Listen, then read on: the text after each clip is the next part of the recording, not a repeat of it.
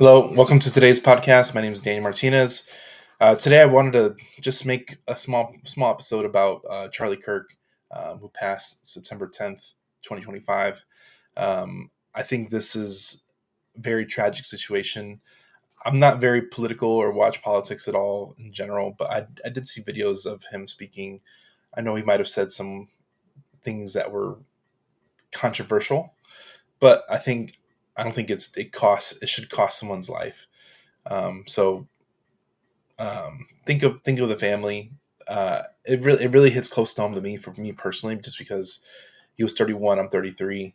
I've already lived 2 years longer than his life, and I don't know what my family would do in that situation if I was taken today or tomorrow. It's one of those things where you really got to think about all the ramifications that come with this, and especially a public figure, no matter what his opinions or position was, to be assassinated publicly like this. So I just want you to really think of the people affected by this, and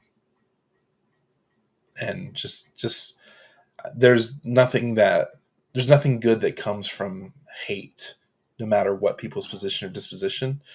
And I think it's important to um, think of the humanity and good that can be done if we all work together. So I really feel sorry for the family and situation and all the people affected, and I hope the person is brought to justice, and I hope we can do better as Americans, as a whole, from situations like this, because no one really wins. And I've seen people online about public figures doing stuff in public, and you're always open to attack. And we've seen situations like this, and this isn't something new. I always think of like Amy Winehouse, who was shot and killed at one of her concerts, and she was a YouTube singer, and this is years ago. So I think there's certain risk that come from being a public figure, present, doing meet and greets, signings, anything like that, public facing. There's a risk that comes with that, and I think this is one of those things, especially if you're being controversial in some way, shape, or form. You're going to make a lot of haters, and it could really lead to something like this. So um, be careful out there, love one another.